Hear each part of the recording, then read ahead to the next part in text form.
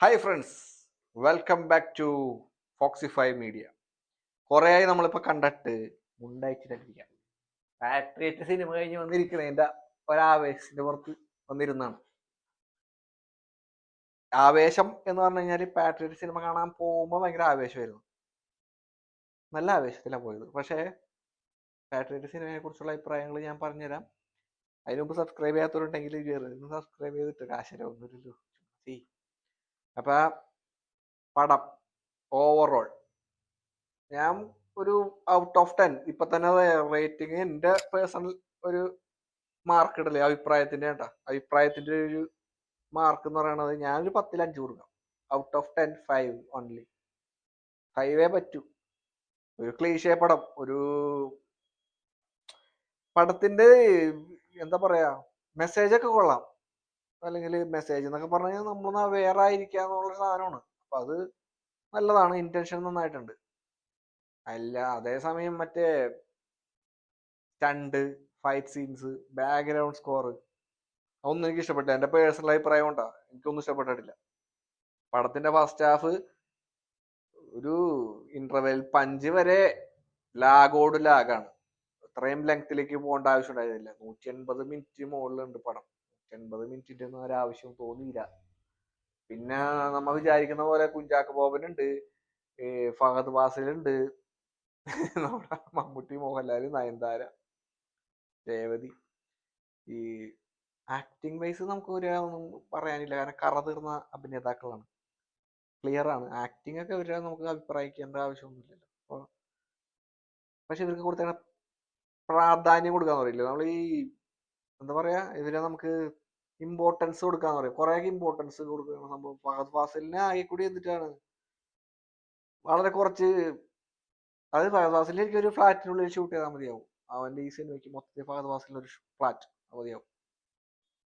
പിന്നെ നമ്മുടെ കുഞ്ചാക്കോവനും ഈ പറഞ്ഞതുപോലെ ചെറിയൊരു, എനിക്കെന്തോ മര്യാദക്ക് ഇവരൊന്നും യൂസ് ചെയ്യാത്ത പോലെ തോന്നി. അതായത് ഇവർക്കൊന്ന് ഇവരെയൊന്നും നമുക്ക് ഒന്നും കൊണ്ടുവരാനില്ല. ഈ തിയേറ്ററിൽ പോയി പടം കണ്ട് വീട്ടിലേക്ക് കൊണ്ടുവരാനൊന്നുമില്ല. ഒരു സിനിമ കണ്ടുകൊണ്ടിരുന്ന സമയത്ത് മമ്മൂക്ക വന്നപ്പോ തിയേറ്ററിലൊരു ആരവം ചെറിയ രീതിയിൽ വന്നു. ഭയങ്കരമായ സാധനം വന്നില്ല. 2 ലാലേട്ടൻ വന്നപ്പോഴും ഇതേ സെയിം സാധനം, കുറച്ചുകൂടി ഹൈപ്പ് ഉണ്ടായിരുന്നു. എന്നാൽ ഈ പറഞ്ഞ തിയേറ്റർ സിനിമയും കഴിഞ്ഞ് നമ്മൾ വീട്ടിലേക്ക് ഇറങ്ങുമ്പോൾ, അല്ലെങ്കിൽ തിയേറ്ററിൽ നിന്ന് നമ്മൾ പുറത്തോട്ട് ഇറങ്ങുമ്പോൾ ഈ സിനിമയെ കുറിച്ച് ചർച്ച ചെയ്യുമ്പോൾ കൊട്ടി ഘോഷിക്കുന്ന ആ കരഘോഷങ്ങളും അല്ലെങ്കിൽ ആ ഒരു ആർപ്പുവിളി, ഇതൊന്നും ഈ സിനിമയിലില്ല. എനിക്ക് കിട്ടിയില്ല. ഓൾറെഡി ഞാൻ പോയ തിയേറ്ററിൽ പ്രൊജക്ടർ എന്തോ മിസ്റ്റേക്ക് ഉണ്ടായിട്ട് കുറച്ച് ലേറ്റ് ആയിട്ടാണ് പടം തുടങ്ങിയത്. 4:15 തുടങ്ങേണ്ട പടം തുടങ്ങിയത് 5 മണിയായി. 3/4 മണിക്കൂർ ഡിലേ ആയിരുന്നു. ബട്ട് പടത്തിന് ഞാൻ വിചാരിച്ചു ഇത്രയും കാത്തിരുന്ന് നമ്മ കാണുമ്പോൾ അതിനകത്തുള്ളതൊന്നും ഉണ്ടാവുന്നില്ല. പക്ഷെ ഞാൻ ഡിസപ്പോയിന്റഡ് ആണ്. ഞാൻ ഇതിലും മച്ച് മോർ ആയിട്ട് പ്രതീക്ഷിച്ചു, ഇതിനും കൂടുതൽ പ്രതീക്ഷിച്ചത് കൊണ്ട് എനിക്കത്.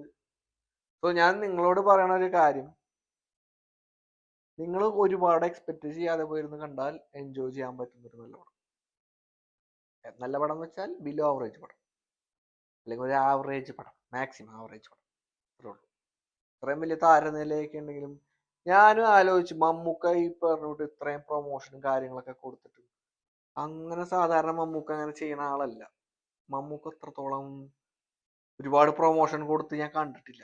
സാധാരണ ഒരു പോസ്റ്റ് എന്തെങ്കിലുമൊക്കെ ഇടുന്നതാണ് പുള്ളിയുടെ ഒരു സ്റ്റൈലായിരുന്നു. പക്ഷെ പ്രാവശ്യം പുള്ളി കുറച്ചും കൂടി ഒന്ന് പ്രൊമോട്ട് ചെയ്യാൻ ശ്രമിച്ചിട്ടുണ്ട് ഈ പടത്തിനെ. പക്ഷെ വർക്കൗട്ട് ആയിട്ടില്ല. അതുകൊണ്ട് ഫാൻ ബേസ് നല്ല രീതിയിൽ തള്ളിക്കയറുമായിരിക്കും. പക്ഷെ ഗ്രാജുവലി ഇത് ഇങ്ങോട്ട് കുറയും. പടം അത്രത്തോളം അങ്ങ് വർക്കൗട്ട് ആയിട്ടില്ല. ഇത് എൻ്റെ മാത്രം പേഴ്സണൽ അഭിപ്രായം ഉണ്ടാ. കമന്റ് ഇടുന്നവർക്ക് ഒന്ന് തെറി പറയാം. അതാണല്ലോ നിങ്ങളുടെയൊക്കെ പറ്റുള്ളൂ. നിങ്ങൾക്ക് പറ്റണ പരിപാടി നിങ്ങൾ ചെയ്യാം. അഭിപ്രായം പറഞ്ഞവർക്ക് മാന്യമായിട്ട് അഭിപ്രായം പറയാം. ഇനി ഞാൻ ഇതിനു മുമ്പ് വാഴ കണ്ടു. മറ്റേ വാഴ മാത്രമല്ല കേട്ടോ, വേറൊരു സിനിമയും കണ്ടായിരുന്നു. ആ സിനിമയിൽ മറന്നുപോയില്ല. എന്തെങ്കിലും ആവട്ടെ, വാഴ കണ്ടു. വാഴ 2 അതിനെ പറ്റിയിട്ടൊന്നും വീഡിയോ ഇടാൻ പറ്റിയില്ല. കാരണം വീഡിയോ ഇടാൻ പറ്റില്ല എന്ന് പറഞ്ഞ തിരക്ക്, വർക്ക് പ്രഷർ, വർക്കിൻ്റെതായ തിരക്ക് കാര്യങ്ങളായിട്ടാണ് പറ്റാഞ്ഞത്. പിന്നെ ഈ സമയം കിട്ടാത്തതാണ് മെയിൻ. അപ്പൊ വാഴ 2 കാണാത്തവരാണെങ്കിൽ അത് കണ്ടോട്ടെ. അത് എല്ലാവരുടെയും ലൈഫിലേക്ക് പോയിട്ടുള്ളൊരു നൊസ്റ്റാൾജിക് കുറെ സാധനങ്ങൾ അതിലുണ്ട്. അതായത് എല്ലാവർക്കും എന്തെങ്കിലുമൊക്കെ ആയിട്ടൊന്ന് റിലേറ്റ് ചെയ്യാൻ പറ്റും ലൈഫിൽ. ഇത് തന്നെയാണ് വാഴ 2ന്റെ വിജയം. അത് കുറച്ച് ഇമോഷണലി ആ സംഭവം ഉണ്ട്, പിന്നെ ഒരു നല്ലൊരു മെസ്സേജ് ഉണ്ട്. അത്രേ ഉള്ളൂ വാഴ 2നെ കുറിച്ചിട്ട് പറയാനുള്ളത്. അത് ഈ കൂട്ടത്തിൽ ഞാൻ പറഞ്ഞെന്നുള്ളൂ, ഞാനത് പറഞ്ഞിട്ടുണ്ടായിരുന്നില്ലല്ലോ. സോ ഇതാണ് എനിക്ക് പറയാനുള്ളത്. അപ്പോൾ കാണാത്തവർ പോയി കാണാം. ഒരു വൺ ടൈം വാച്ച് മൂവി ആയിട്ട് പേട്രിയറ്റ് കൊള്ളാം. One time watch movie. ഒന്നും ഒരുപാട് എക്സ്പെക്ട് ചെയ്യുക, ഒരുപാട് വെടിയും പുകയൊന്നും പ്രതീക്ഷിക്കരുത്. ഫൈറ്റ് സീനൊന്നും എനിക്ക് ഫൈറ്റ് എടുത്തേക്കണമെന്നൊന്നും ഇഷ്ടപ്പെട്ടില്ല. കുറേയൊക്കെ ഡിസ്ട്രോഷൻ പോലത്തെ ഒരു സംഭവങ്ങളൊക്കെ വന്നിട്ട് ഡിസ്റ്റർബിങ് ആയിട്ടൊക്കെ തോന്നി. ഞാനത്ര വലിയ സംഭവമൊന്നുമല്ല കേട്ടോ, നിരൂപകനല്ലെങ്കിലും എനിക്കൊരു സാധാരണക്കാരൻ കാണുമ്പോൾ കിട്ടുന്ന ഒരു സാധനമാണ് എനിക്ക് കിട്ടിയത്. അപ്പൊ ഞാൻ എൻ്റെ അഭിപ്രായം അങ്ങോട്ട് പറഞ്ഞെന്നുള്ളൂ. എനിക്ക് ഇഷ്ടപ്പെട്ടില്ല. പാട്ടുകള് കുഴപ്പമില്ല, പാട്ടുകൾ ഒരു ഓഡിയോ ആയിട്ട് കേൾക്കാനൊക്കെ നല്ല രസം ഉണ്ടാവുമായിരിക്കും. അത് എനിക്ക് അത്ര ഇല്ലാണ്ട് നോട്ട് സാറ്റിസ്ഫൈഡ് ഫുള്ളി, അത്രേ പറയാനുള്ളൂ. അപ്പൊ എൻ്റെ റേറ്റിംഗ് ഇതാണ്. ഔട്ട് ഓഫ് 10 5 കൊടുക്കാം പേട്രിയറ്റ്. അത്രേ ഉള്ളൂ.